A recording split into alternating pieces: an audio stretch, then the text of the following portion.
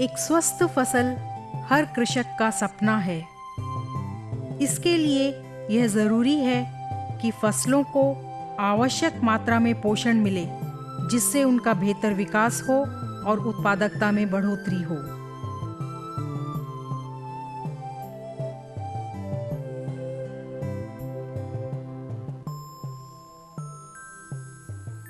रोपण फसलें जैसे नारियल और सुपारी छोटे और मझोले किसानों द्वारा उगाई जाती हैं।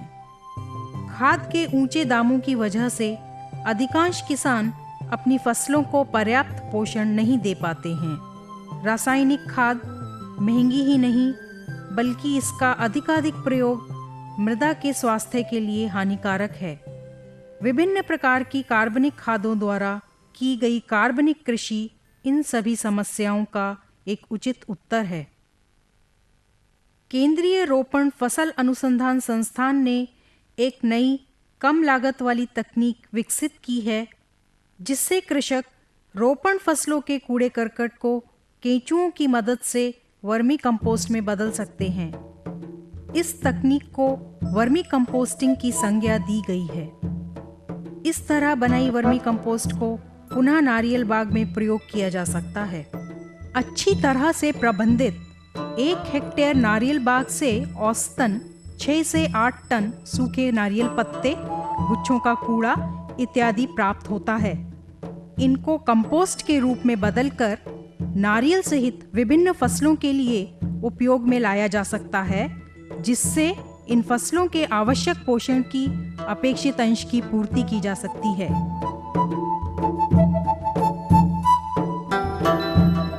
नारियल कचड़े में लिग्निन और पॉलीफिनॉल की मात्रा अधिक होने की वजह से इनका जैव अपघटन प्राकृतिक परिस्थिति में धीमा होता है। इस अपघटन प्रक्रिया को तेज करने के लिए केंद्रीय रोपण फसल अनुसंधान संस्थान के वैज्ञानिकों ने एक स्थानीय जाति के केंचुए की पहचान की है, जो अफ्रीकी नाइट क्रॉलर से संबंधित है। इसको यूड्रिलिस जाति के नाम से बुलाया जाता है। यह केंचुआ नारियल पत्तों को दानेदार वर्मी कंपोस्ट में बदलने में दक्ष साबित हुआ है।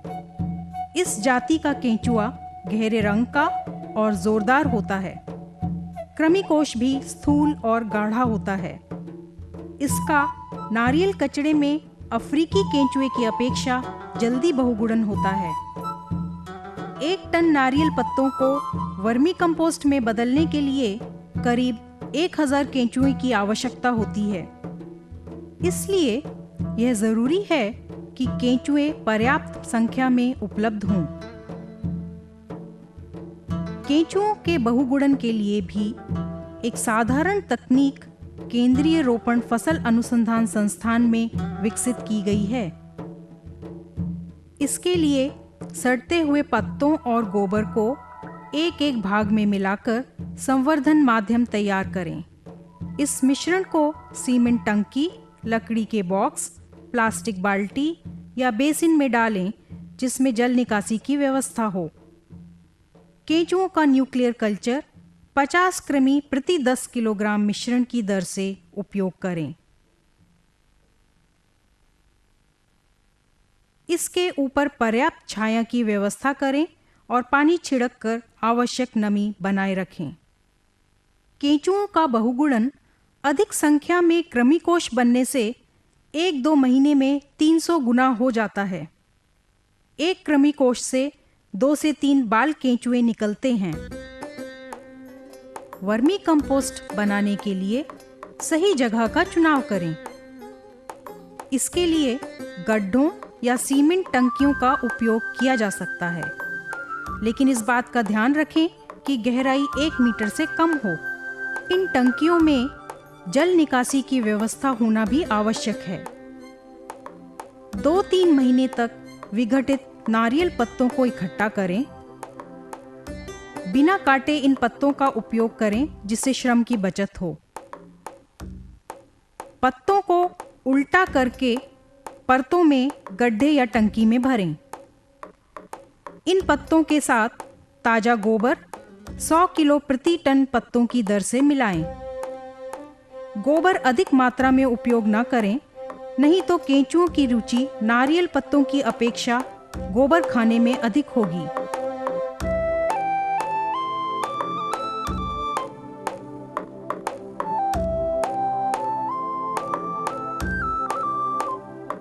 पत्तों और गोबर की परतों को बारी बारी से टंकी में भरें।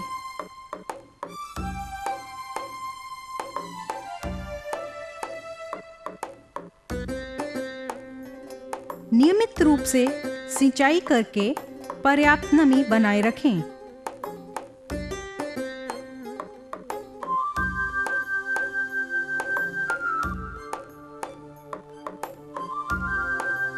तीन हफ्ते के प्रारंभिक अपघटन के बाद 1 टन नारियल पत्तों के लिए 1000 केंचुओं को टंकी में छोड़ें।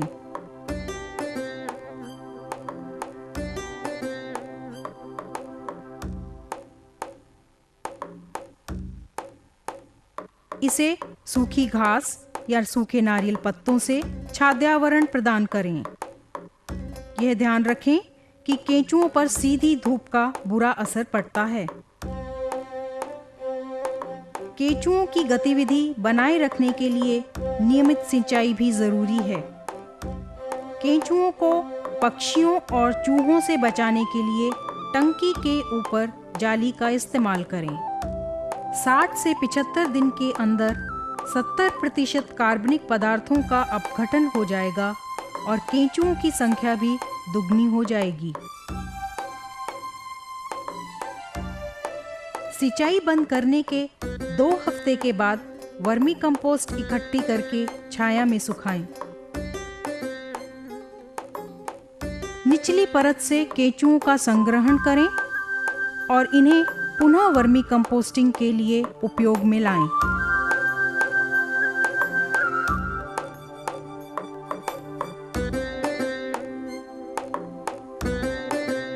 अपघटित सामग्री को छानकर अलग करें।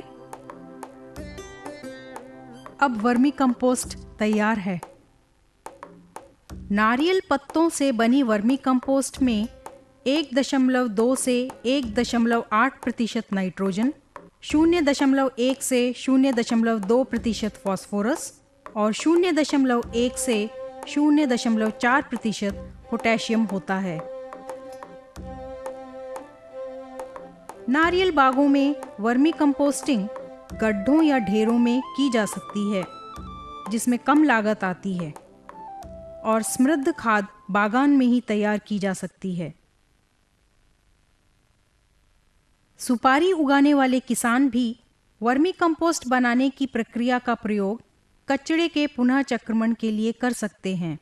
1 हेक्टेयर सुपारी बाग से करीब 5 से 6 टन कूड़ा करकट प्राप्त होता है। अगर सुपारी के साथ कोको को मिश्रित फसल के रूप में उगाया जा रहा है तो इतना ही कचरा और उत्पन्न होगा। अगर इस कचरे को कंपोस्ट बनाकर सुपारी बाग में पुनः चक्रण करें तो सुपारी ताड़ की नाइट्रोजन की 50%, फास्फोरस की 30% और पोटेशियम की 26% आवश्यकता की पूर्ति की जा सकती है। सुपारी और कोको के कचरे के अपघटन के लिए केंचुए की यूड्रिलिस यूजिनी जाति अधिक प्रभावशाली पाई गई है। सुपारी और कोको कचरे की वर्मी कंपोस्टिंग सीमेंट टंकियों या गड्ढों या ढेरों में की जा सकती है। पत्तियों को काटकर टंकी या गड्ढे में भरें। 100 किलो गोबर प्रति टन कचड़े में मिलाएं।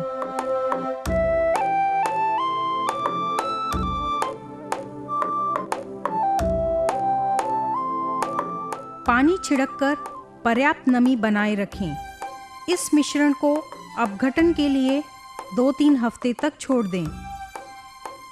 इसके बाद 1 टन कचड़े के लिए 1000 केंचुए टंकी में छोड़ें। अगले 60 दिनों तक नियमित सिंचाई करके नमी बनाए रखें। इसके बाद सिंचाई बंद कर दें।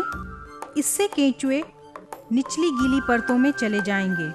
ऊपरी परत से वर्मी कंपोस्ट का संग्रहण किया जा सकता है। इतने समय में 88% सुपारी पत्तियां और 75% कोको की पत्तियां दानेदार बिना गंध वाली वर्मी कंपोस्ट में परिवर्तित हो जाएंगी। अकार्बनिक खादों की अपेक्षा वर्मी कंपोस्ट कहीं अधिक बेहतर है। यह स्थिर, बारीक कार्बनिक खाद है जिससे पोषक तत्व धीरे धीरे मुक्त होकर मृदा में प्रवेश करते हैं। इसके प्रयोग करने से किसानों को अनेक लाभ प्राप्त हो सकते हैं। वर्मी कंपोस्ट में मौजूद पोषक तत्व आसानी से पौधों को उपलब्ध होते हैं।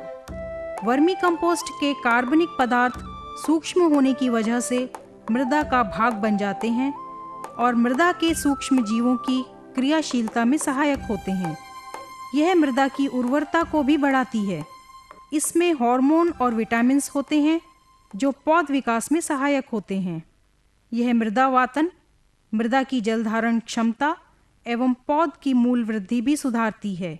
स्थूल न होने की वजह से इसका भंडारण और परिवहन भी आसान है। वर्मी कंपोस्ट के प्रयोग से नारियल और सुपारी की पौध की वृद्धि और ओज में सुधार देखा गया है। प्रौढ़ ताड़ों में भी वर्मी कंपोस्ट के प्रयोग से उच्च उत्पादकता पाई गई है।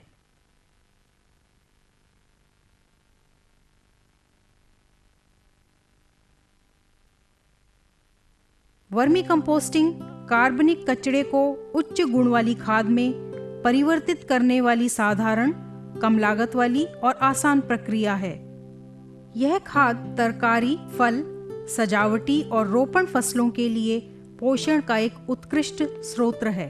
किसान इस तकनीक को अपनाकर न केवल अपनी फसलों की पोषण आवश्यकता को पूरा कर सकते हैं, बल्कि यह किसानों के लिए एक लाभकारी उद्यम भी है।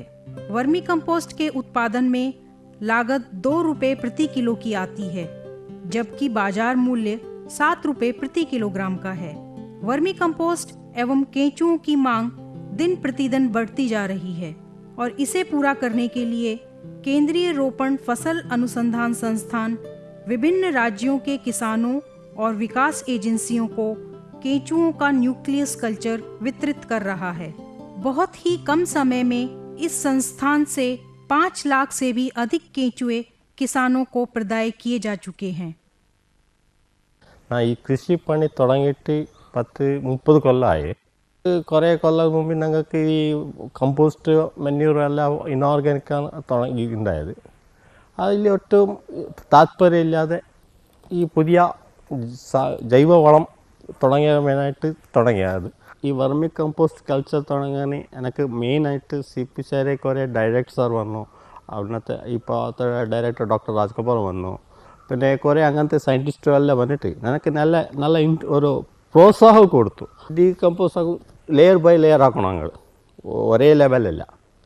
ഒരു ലെയർ ചാണകം വെള്ളം, ഒരു ലെയർ ഡീകമ്പോസ് മെറ്റീരിയൽ. ഞങ്ങൾ ഡീകമ്പോസ് മെറ്റീരിയൽ ചെയ്യണമെങ്കിൽ കോക്കനട്ട് ലീഫ് ഇടാം. പിന്നെ എന്ത് waste materials, banana waste, leaf waste, അരക്കനട്ട് leaf, complete waste product ഞങ്ങൾ യൂസ് ആക്കുന്നത്. ഇതിൽ ഒരു ലാഭം വന്നെങ്കിൽ ഞങ്ങൾക്ക് ഞങ്ങളുടേതായ പ്രോഡക്റ്റ് കിട്ടി. പിന്നെ പ്രൊഡക്ഷൻ കോസ്റ്റാണ്. മാർക്കറ്റിൽ പോയെങ്കിൽ ഇതേ പ്രൊഡക്ഷൻ ഈ മെറ്റീരിയൽസ് ഇങ്ങനത്തെ മെറ്റീരിയൽസെങ്കിൽ അബൌട്ട് 5 to 10 റുപ്പീസ് പറയും. ഇതേ ഞങ്ങൾക്ക് ആകുമ്പോൾ 2 to 250 റുപ്പീസിൽ ഒരു kg ഞങ്ങൾക്ക് പ്രൊഡക്ഷൻ കോസ്റ്റ് ആയിട്ട് കിട്ടും. ഞങ്ങൾക്ക് കംപ്ലീറ്റ് ഞങ്ങൾക്ക് ബ്ലോക്കിന് വർമി കമ്പോസ്റ്റാണ് യൂസ്. എല്ലാ കൃഷിക്കാർ സ്വന്തമായിട്ട് ഇത് തുടങ്ങണോ, അതിനൊരു നല്ല ഇതുണ്ട്, പോയിട്ട് പെർമനന്റ് എടുക്കണ്ട എന്നല്ല തുടങ്ങിയിട്ട് കുറേ കൃഷിക്കാർക്ക് ഞാൻ വർംസ് സപ്ലൈ ആക്കി. കുറേ കൃഷിക്കാർ ഇവിടെ വന്നു, ബാംഗ്ലൂരിന് വന്നു, മടിക്കേരിന് വന്നു. കുറേ ആൾ അങ്ങനത്തെ ആൾ കുറേ സ്റ്റേറ്റ് കുറേ പുറത്തെ സ്റ്റേറ്റുകാർ വന്നിട്ട് കണ്ടിട്ട് പോയതാണ്. केंद्रीय रोपण फसल अनुसंधान संस्थान आजकल वर्मी कंपोस्ट प्रक्रिया को किसानों के बीच लोकप्रिय बनाने में महत्वपूर्ण भूमिका अदा कर रहा है। इस संस्थान का लक्ष्य है कि अधिकाधिक संख्या में किसान कार्बनिक खाद उत्पादन के लिए इस तकनीक का प्रयोग करें और अपने स्वस्थ फसल के सपने को साकार करें।